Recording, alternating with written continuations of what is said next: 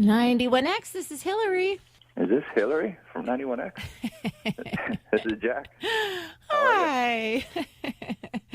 Long time no talk. I know, Jack. Thank you so much for calling in today. I was thinking about that. Like it's been a long time since you and I have gotten to talk. I know you've called into 91X and different morning shows over the years, but Yeah, and I'm feeling guilty because I should call once a year to thank you for everything in the early days. I wouldn't have a career if it wasn't for you. oh my gosh, you're very kind. You were always. My mom even told me. She said, "Well, you know what? Let me back up just a little bit because for Sure. people listening who don't know the whole story, and I was hoping we could talk about this a little bit. Jump straight in. Yeah, why not? We'll go all the way back. So I grew up with your cousins, Tammy and Jason Brown, and your Aunt Chris, Tammy's mom, and my mom, Lee, are really good friends and always have been.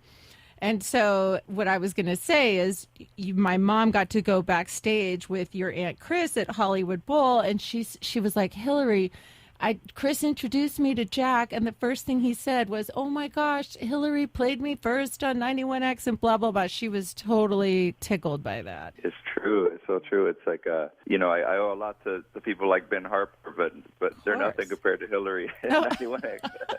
No, Well, you are thanks so very much. generous with that. You're too kind. But I wanted to kind of go back and talk about that time because now it's ridiculous. It was so long ago, but I want to make sure I remember it right and then compare it with the way you remember it.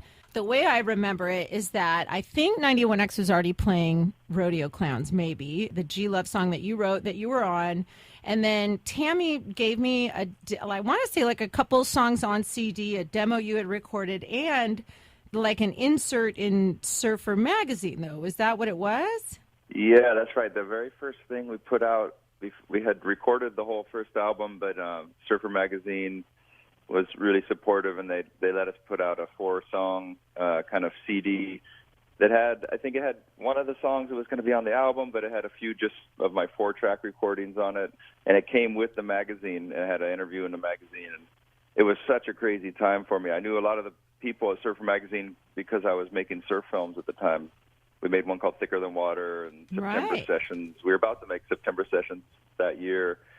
And so, I'd been talking to them quite a bit about the surf movies and whatnot, and then they kind of heard that I was starting to do some music on the side, and so they were really supportive, and that little CD came out around the same time that I got to meet Garrett from G Love Special Sauce, and we had recorded a song together, and it was also exciting, and then it actually started getting played on 91X, and we have so much friends and families and aunties and uncles in San Diego, and they all started calling in all the time. I mean, it's really dating us. It was like that time where you could literally call in and request songs sort of like try to push it up, but it was funny because every time it would call in, all my friends in the area would, they would all get their phones out and call in, and Yeah. it started happening. It was so exciting. I remember that, Jack, because whenever Flake was a thing, that was the song I was like, this is it. Like, we have to play this on 91X. It's so, Rodeo Clowns is doing so well. This is just makes so much sense. He's so awesome. Like, we have to. It sounds so San Diego. And I, just begged our program director, Brian Schock, like, please, dude, let me just play it once. Like, let me just have a chance with this. And I did. I remember I played it during the afternoon, and like the phones went crazy, like right away. And that was what convinced he was like, all right, this is the thing. We're gonna keep playing it. And I mean, I seriously remember standing in the old 91X studio and just watching the phones and being so excited because I was like, okay, I'm not the only one. Like, I know this is awesome, and he's so great. So it was such a crazy time as that started growing for us. Like San Diego, it was so lopsided. We'd go play anywhere else in the world. We eventually did this little tour of Europe, and we were playing the smallest, little smokiest clubs you could play, and maybe 40 people would be showing up to watch us, and then we'd come home and go back to San Diego. And I really do kind of consider it home in the sense of like musically, it was where it all started for us, and we'd come back there after all the radio support and just the surf community. And I remember one time we came back and we played at the Del Mar racetrack. Oh, yeah. Literally 2 nights before, we played to 40 people, and then we came back there. And I can remember the numbers still because it was astronomically more people that I never played to, that somebody told me there's 27,000 people, and they had the helicopters coming over from the news. It was just such a wild time for us to be able to play a half-full club one night and then a huge festival a couple days later in San Diego, and it was so funny because nowhere else, even anywhere else in America we'd travel, it was nothing like San Diego for us. Oh my God, I love that so much. I remember that show too because people were like on the red tile roofs and like in the trees, and not only that, that show set a record for alcohol sales at the Del Mar racetrack. Yeah. I don't know if I should be proud of that one.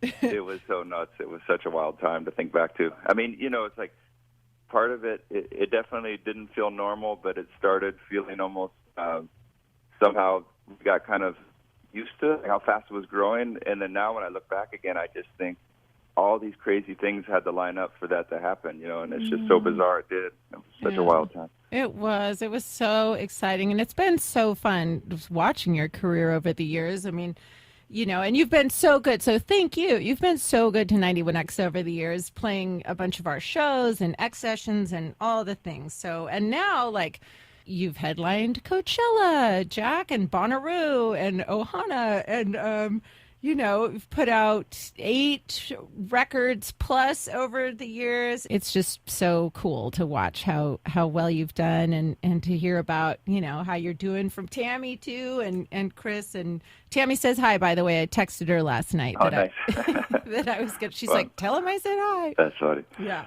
Cool. So let's go back, though, to 2022 and your most recent studio album, Meet the Moonlight, that has been out now a little over a year. I have to tell you, Wind Blown Eyes is my favorite song on that record. Oh, sweet. Thank you. Oh, it's so good. You released that one, and then I know you toured a bunch on it and went to Europe this summer. And then this In Between Dub album came out this summer. And I want to talk to you about that because I think it's so beautiful and cool and interesting. And just hearing Lee Scratch Perry, Yeah, thanks so much. Since kind of like the transitioning back to when we did that first album, and I remember listening to the rough mixes in the car, and I can remember specifically telling my wife, Kim, we were just getting married at that time. Like, as the first record came out was when we got married. And I remember driving with her, and I was so nervous about putting the album out, and I never expected what was going to happen. But I remember telling her, I just hope somebody feels the way I feel like when I listen to like Ben Harper's Fight for Your Mind. And it went to a crazy place. But I think when we started playing like the second and third record and kept going, I just sort of never expected it would keep happening. But I tried to keep the same thing. Like every record I put out, I just wanted to keep that same meditation going. Like I never wanted it to be a competition with the ones before or worry about numbers. It was always just kind of having that same thing of like, I just hope this is somebody's favorite album. Doesn't have to be many, but if it connects with somebody. And so whenever I hear somebody tell me a specific song, like when you were saying Wind Blown Eyes, you like it. It just always, it means a lot, I think, to songwriters when you hear that somebody's connected with a song, because you put it out there, and once you decide to put it into the world, it's not really just yours anymore. Everybody has their experiences that might be the soundtrack for like a road trip or a wedding or whatever it might be. And so it's always nice to hear when people connect with the songs. And I just try to keep doing that. Every record we put out, I just want it to be somebody's favorite. It doesn't have to be many people. And so it's been kind of fun doing the last album. I worked with a guy named Blake Mills. Yeah.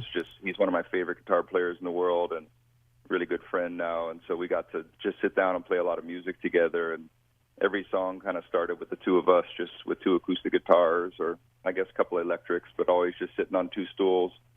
And we'd start there, and we kind of built the songs around the 2 guitars. And so I really loved doing that project. It was a lot of fun. I feel like I learned a lot about playing guitar.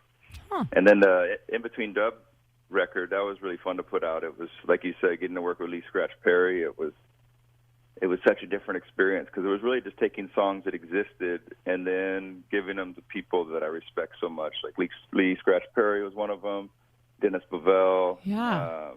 There's so many, the scientists. And Nightmares on Wax. Yeah, just all these different people who I love listening to their albums and projects they put out. So to hear them interpret my own music, that was a really different project for me. And it's been fun because there's certain friends I hang out with all the time that, they don't necessarily listen to my music. Like, say, in Hawaii, just friends I have. They might here and there, but it's not like they're putting it on.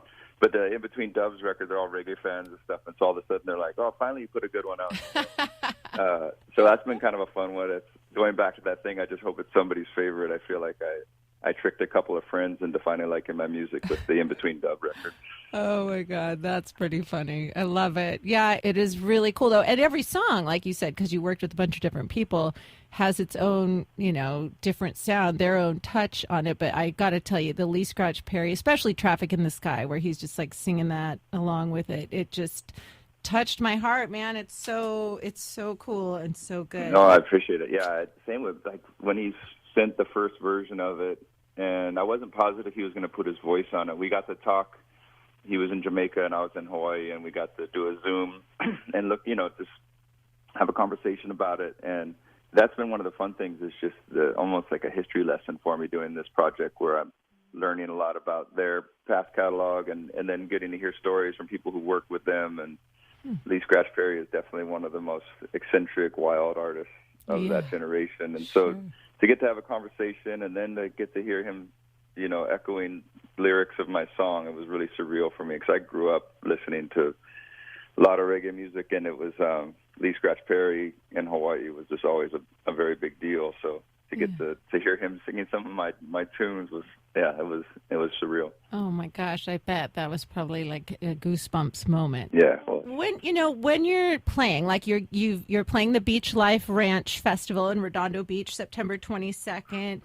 Are you able to like execute any of the dub versions live, or are you just not even trying that? Like, is that? Yeah, it's fun because it's something our whole band, actually everybody in our band is really, we listen to all types of music, and sometimes on our albums we kind of shoot for a certain sound that's sort of, as much as we can, it's kind of blending all of these things we love into sort of like barbecue music or something. And it's I think, like, again, I mean, I keep going on Ben Harper and G Love. Like, when I heard their albums, I think what I loved about them was I was in college at that time, and hearing them, I could hear Cat Stevens, I could hear Jimi Hendrix, I could hear all these things I loved, but it felt contemporary and it felt like mixed in a way that it was almost like, this is what I want to do when I heard that music. And so we do mix in a lot of reggae tones, and like especially in the bass tones, and like a lot of the drum beats, if you listen, are kind of like reggae beats. But when we play live, we're able to kind of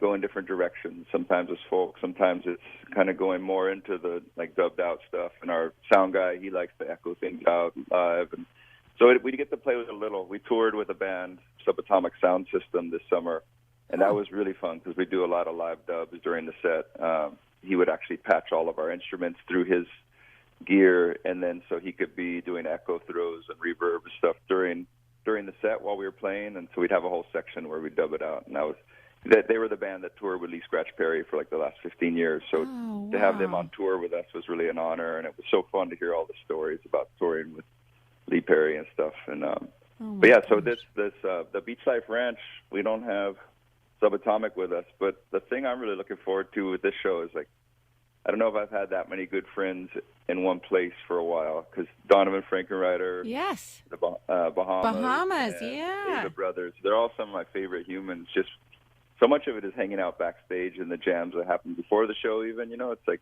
that's some of my favorite memories of touring. But Donovan is about the most fun to tour with. It's like all of my stories of the days that kind of just, you end up doing something totally different. When I think back to touring with Donovan, we'd always go look for surf, and he's always up for playing music. We'd be in places and we haven't seen each other yet. We're at the same festival. He would just come up. I'd see him on the side of the stage. I would just tell him what key the song's in. He'd have no idea what it was, and he would just jump up and we'd jam. And so he's really loose. I love people that are just up for jamming. And so Bahamas, same thing. Afy from that band, he's, again, one of my favorite guitar players in the world. He has such good guitar tones, and he's just the way he approaches it. So I'm just looking forward to all the sit-ins and the Avits. Those guys are always so much fun to play music together. So I think it's going to be a really collaborative set with a lot of good friends in town. Oh my gosh, it kind of sounds like a Jack Johnson fan's dream come true. I hope you will roll some tape backstage too, because it sounds like there's the potential for some very cool kind of spontaneous moments and jams. Yeah, that's a good idea. I should. Yeah, the It'll be fun. lineup is insane, and Shaky Graves is going to be there too. I love him. And Yeah, I've never met, but I'm a fan of his oh music. yeah, I could see you guys really vibing because his music is so good and complimentary for sure. Yeah, hopefully we'll do something together too. I hope so. Yeah, that'd be cool. I went to the Beachlife Festival last summer. I think you'll dig the setup because it is right on the water there in Redondo Beach. It's pretty cool. They've done a really good job with it. So Yeah, I'm excited. September 22nd, Jack Johnson, Beachlife Ranch headlining that night. You can go to 91x.com and find ticket links and all the things you need for that. Real quick, Jack, before I let you go, I can't have you on the phone and not touch on the Maui and Hawaii, wildfires and stuff. I know you've already done some things with the backyard live stream and stuff, but how I don't even know what to ask. Like, is Yeah, everyone doing over there, and what can we do? yeah, it's a really heavy time over here. I mean, I'm 2 islands over, and it's still everybody in the community where I live. It's just so much grieving. We all have friends and family on Maui, and so our hearts are just going out. And everybody, I think, is just trying to figure out how they can help right now, but also kind of brainstorming for the long run because it's going to be a long process for that community. And so there's a lot of different shows in the works to try to raise funds, and there's a lot of things to raise funds for between food and shelter right now, and the community has really come together, and it's been heartwarming to see how much people want to give. I have a friend that ended up just packing his boat and sailing over to Maui and helping cook meals and jumping in, and it's just I've never seen anything like it, at least around where we live, and so it's gonna be a long process for that community. So it's just gonna be a lot about listening to the community and how they want to rebuild, and just being as supportive as we can to help them get there. Absolutely. Yeah, it is heartbreaking. And I know people that you have shared on Instagram, at least, some organizations that are boots on the ground and really doing good work over there. So if people want to find a place to donate or learn more, just find Jack Johnson on Instagram. Jack, I'm going to let you go. I really appreciate your time. It's so fun connecting with you again after all these years, and just it has been great. It's like talking to an old friend. Thanks for having me. likewise, dude. Good luck with everything. Have fun at Beachlife Ranch. Have fun in Australia and all the things that are still to come for you. So thank you so much, Jack Johnson. All right. Hopefully we'll see you there. Let's hang Sounds out. good. You take care. All right. You too. All right. Bye-bye. Bye.